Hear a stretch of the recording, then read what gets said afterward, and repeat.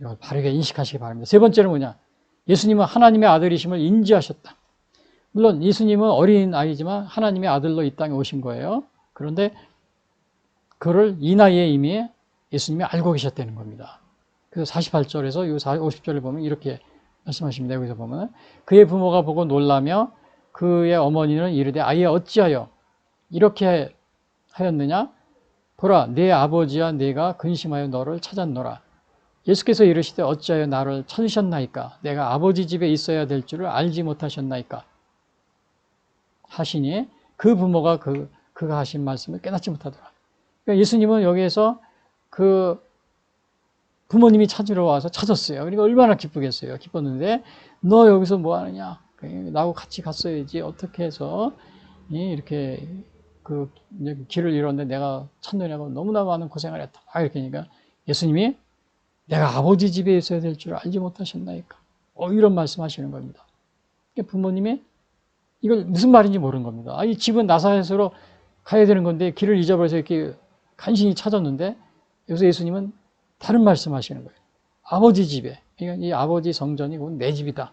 다른 말로 그렇게 말씀하시는 그런 의미를 가지고 있습니다. 근데 여기서 보시면은 이제 48절에 보시면 그의 부모가 놀라며 그의 어머니는 이르되 아이야 어찌하여 우리에게 이렇게 하였느냐? 보라 네 아버지와 내가 근심하여 너를 찾았느니라.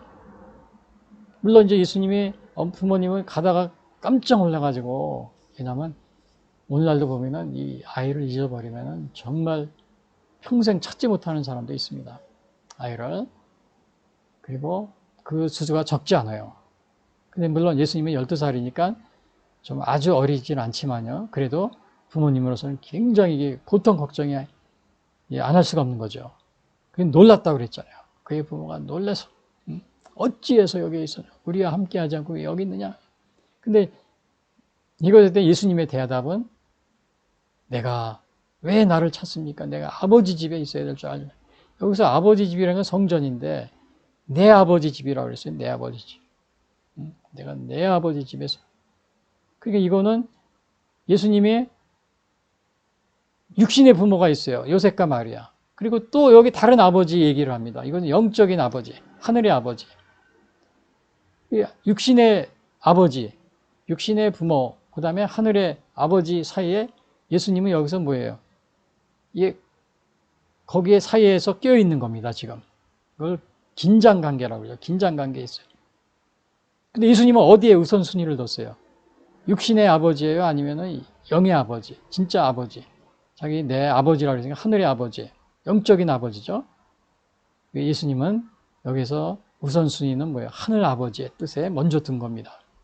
그래서 여기서 내가 내 아버지 되어 있을 줄 알지 못하셨나이까 하시니 그래서 이 하늘 아버지 여기에 우선순위를 두었다는 사실.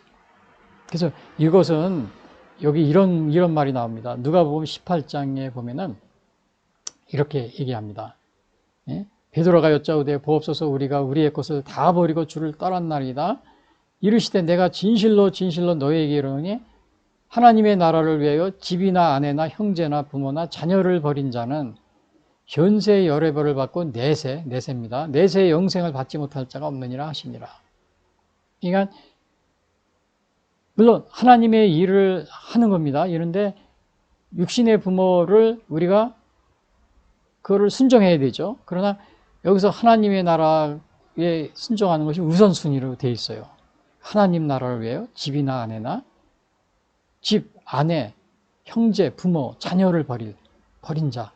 그러니까는 이거 꼭 여기서 얘기하는 것은 뭐 순종도 하지 말고 뭐 아내나 형제를 고의적으로 버리라 이런 말은 아니고 그 하나님을 섬김에 있어서는 하나님보다 집이나 아내나 형제나 부모를 더 소중히 여기지 않고 하나님의 그 우선순위를 하나님한테 둔다는 겁니다. 그 얘기입니다. 그래서 이 얘기 이걸 가지고 그냥 다 버리고 부모한테 효도도 안 하고 집을 다 나오고 뭐 그러려는 얘기가 아니에요. 이혼하고 그러려는 얘기가 아니고 다 우리가 열심히 집을 부모님한테 또 아내나 형제, 부모를 이렇게 잘 섬기면서 그러나 하나님의 일을 더 소중히 여기면서 또 부모님도 섬기고 이렇게 하라는 겁니다. 부모를 그냥 무조건 이 말대로 다 버리고 그러는 게 아니고요. 오늘 이단에서 보니까 정말로 부모, 집, 가정, 형제 하나도 돌보지 않고 무조건 나가서 연락도 없는 겁니다. 소식도 없이. 젊은 저 청소년들이, 들어있는 청년들이요. 그 지금 우리나라 모 이단입니다. 모 이단이지. 그래가지고는 부모님이 그 자녀를 찾으러 그냥 가가지고 막 찾으러 달려고 나중에 안 되니까 저 청와대 앞에 가서 편말을 들고서 이 지금 모 이단에 갔는데 우리 자녀가 돌아오지 어디 갔는지 알지도 못한다. 이거 찾아달라고 이 이단을 처분해달라고 막 이렇게 시위하는 그런 경우도 있었습니다. 어느 감리교 목사였어요. 기독교 대학을 감리교 목사. 몇 년 전에요. 그런 일도 있었습니다. 근데 여기서 그런 뜻이 아니고 우리가 우선순위는 하나님에게 두되 그러나 여기서 우리가 부모님한테 순종도 하되 우선순위 하나님에게 두라 이런 의미입니다. 다 버리고 무조건 뛰어나와서 연락도 하지 말고 그런 의미가 아닙니다. 그래서 혹시 여러분들은 교회 다니는 것을 반대하는 부모님이 계시다면 여러분 어떻게 하겠습니까? 여러분 처신은 어떻게 하겠어요? 또 뭐 남편이 반대한다. 또 시어머니 결혼했는데 시어머니가 반대한다. 또 친구, 형제들이 반대해서 왕따시킨다. 그럴 때 여러분은 어떻게 하시겠어요? 친구들한테 왕따 당했다. 그러면 내가 친구를 얻기 위해서 내가 하나님 믿는 걸 그만둬야지. 여러분 이렇게 하시겠습니까? 아니면 어떻게 하시겠습니까? 여기서 우선순위를 하나님한테 두어야 된다. 이런 거를 꼭 명심하시고 여러분 예수님도 바로 그래서 여기 뭐라 그랬어요? 예수께서 어찌하여 나를 찾으셨나이까?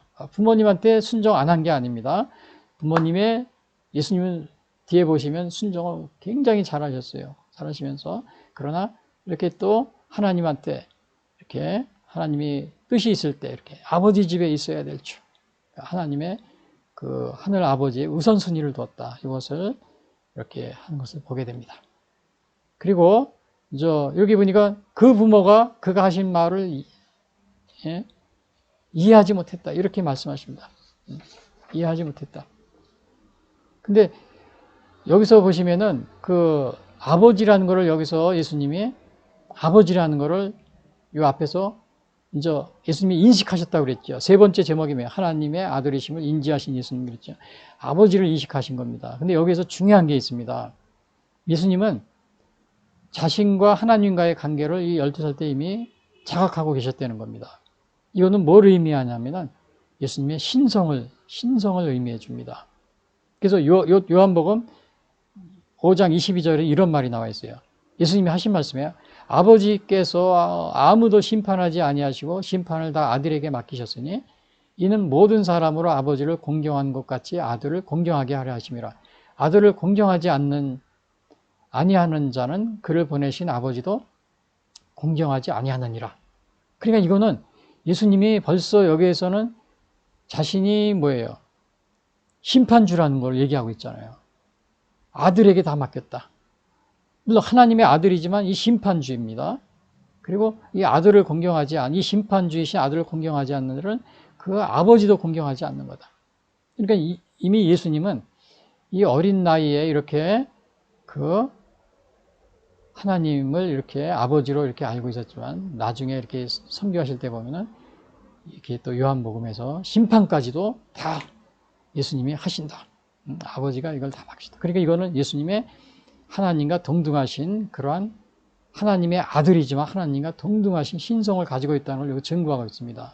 여러분 사람이 심판할 수 있어요? 없어요? 하나님만이 하실 수 있습니다. 심판은. 근데 여기서 예수님이 뭐라고 그랬어요?